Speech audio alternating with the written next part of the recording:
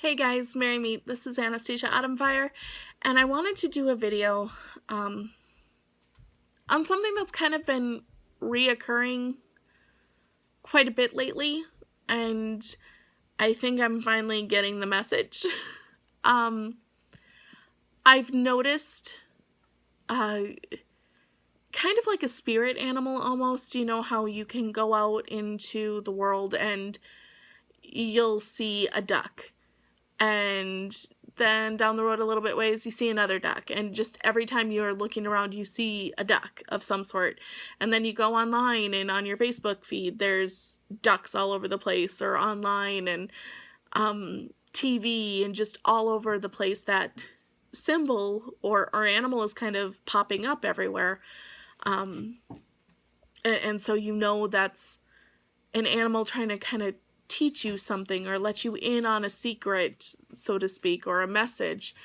I'm having the same thing happen to me, but with a concept. And that concept is a lot of shadow aspects. Looking to my shadow aspects.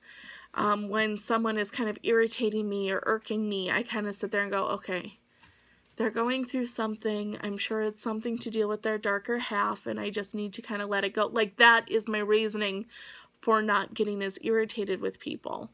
And I just a lot of imagery, a lot of everything.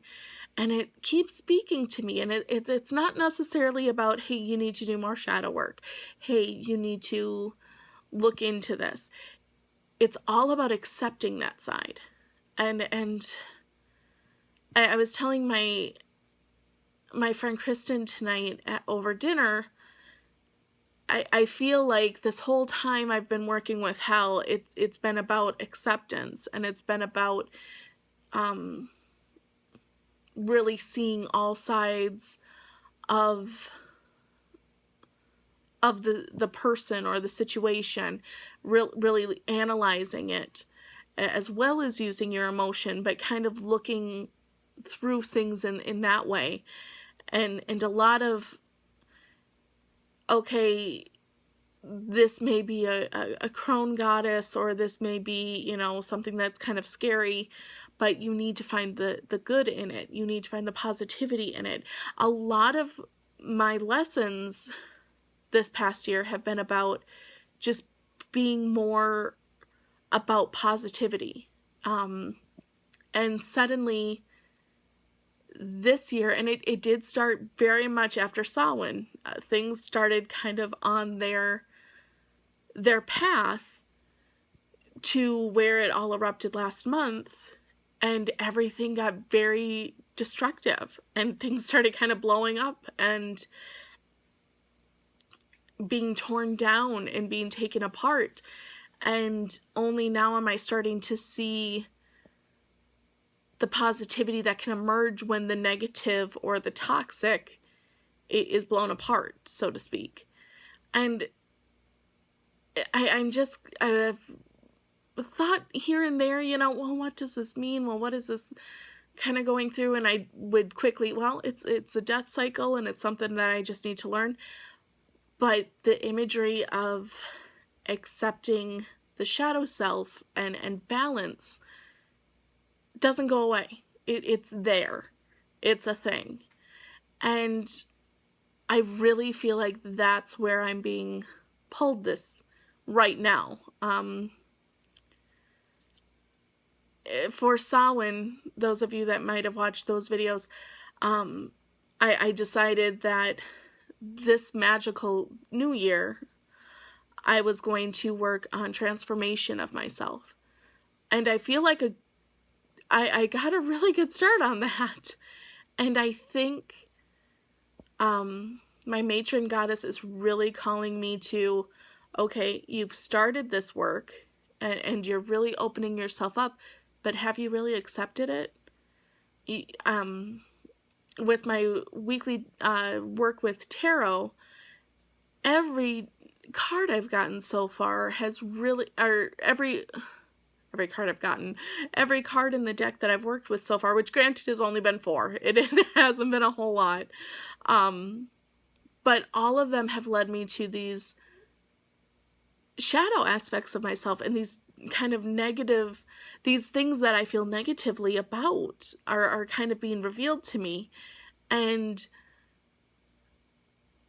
even while doing videos that I never even like post, for example, I did a video for the Emperor on the research for him, and as I was doing it, I'm like, this is really helpful for me. I don't really feel like I should keep putting this on YouTube. I feel like it's something where I don't need to regurgitate all this information. I need to do the research. I need to do the looking and find out traditionally what is said and use the sources I've been using. But after that, I don't know that people want me to read from a book for them. It's not story time, so to speak. And so I decided not to post it. But even while I was doing studying for that, it was hitting me over the head with these issues that this bits of negativity here and there that are part of me, and I don't acknowledge them, and I don't like that they're there sometimes. And it's easy to say, oh yeah, no, I know I have this quality, or I know that I have this tendency, or I know that I can be like this. Acknowledgement is one thing, and I think I've done that, and I'm getting pretty darn good at that, but embracing is something totally different. And I feel like that's kind of the point I'm at right now. I really need to embrace the darker side as well as the light. I've always been a little wary of people and witches and so on and so forth, of people that get too heavy in their titles. If it works for you, that's awesome. I in no way mean to belittle that, because that's not what I'm about. But when someone says, "Oh, I'm a witch that works purely with positivity and light," well, that's great. I mean, we all work with positivity and light, and we all want to propagate, is that the word? We all want to send out positivity. We don't want to feed negativity. We all want to send light out into the universe. That's what, I shouldn't say we all, that's what most people hope for, whether they're magical or not. And that's wrong too, because everyone's magical. It's just whether you embrace that side of you or not. Again, just my opinion. But I almost think it's dangerous in a way to just be this happy-go-lucky, sunshiny. No, because that's going into the fuzzy bunny syndrome, and I really struggle with the fluffy bunny, fuzzy bunny, whatever. But I do think there are people like that, where when it's a possibility of maybe being negative or having a darker edge to something, they get scared by that or nervous by that. And I think there's some wisdom in that. If something scares you or makes you nervous, maybe it's something you need to approach with caution. Maybe it's not your time to learn that yet. But I have heard people going as far as to say, there's no merit, or, oh, it's just all a bunch of, if you're a dark witch or this and that, it's not going to lead to any good. And it's like, I don't know about that either. I think there's validity in both sides of it. I'm a witch. I'm not a white witch. I'm not a black witch. I'm not, a witch that works solely with positivity. I'm not a witch that works solely with negativity. Just as much as, fluffy bunny is a thing, there's also an equal share of people where I only embrace the dark. I only work with the dark. And again, if that works for you, awesome. That's great. For me, I obviously struggle with that because I think I think true power lies within the balance. I think you need to have that, and my life has been lacking that. Um, and I feel like, hell, my matron goddess has really been on this message of, hey, that you want a transformation. You've taken a few steps, but now let's keep going. And you still have work to do here. And I feel like that next step is, instead of just talking about my quote unquote darker side and acknowledging these negative tendencies I have and negative feelings I have, embracing them, really taking them onto myself, really looking at aspects of myself that maybe I'm not so proud of, or maybe I'm nervous about or scared of, and saying, no, I'm going to own this. It's Eric Silvermoon had a post, one of the posts actually, that I kind of kept getting hit over the head with, going, okay, I get it. I need to work on balance. And it was this beautiful image of a woman dressed in a witch's garb, and it was all white, a white pointed conical hat and a white robe, and then standing next to her, perhaps across from her, maybe even embracing her, I can't remember exactly off the top of my head, was a woman in the same dress but black. And I remember thinking, what an amazing picture of balance. I mean, that's exactly what it is. And I think the blurb, not blurb, that's the wrong phrasing, but I believe the description he had put in there, or the wording he had used, was something about calling your own power or owning your power. And that's really what it feels, honestly, like my matron is hitting me upside the head practically, at times when these moments hit me. But that's really what it's about, is if you only work in the light, that's only a certain amount of your power. There is no light without dark. There are these shadow. I hate using the same terminology over and over and over. It feels redundant, but for lack of a better phrase, there are these shadow aspects that we all have. And they're all different for everyone, and they all are kind of a different feel for all of us, but we all have them. And there's no shame in it, and there's nothing wrong with it. In fact, it's very healthy, and it's a good balancing thing. So I feel like it's time to not only acknowledge that side of me, but also to kind of embrace it and look into that and really grab hold of that experience, and to call that power to where it needs to be and where it needs to go.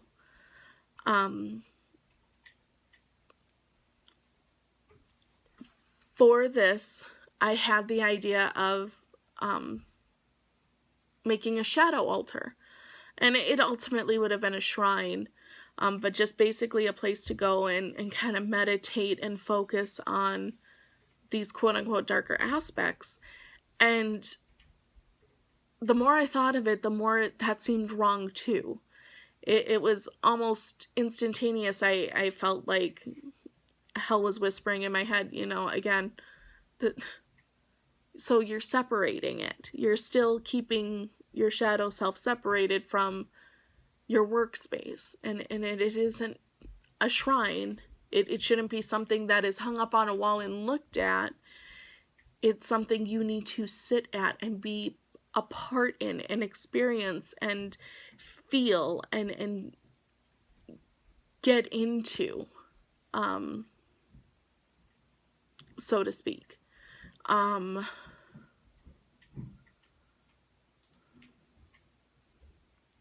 So I do have one main workspace. It's basically the kitchen table.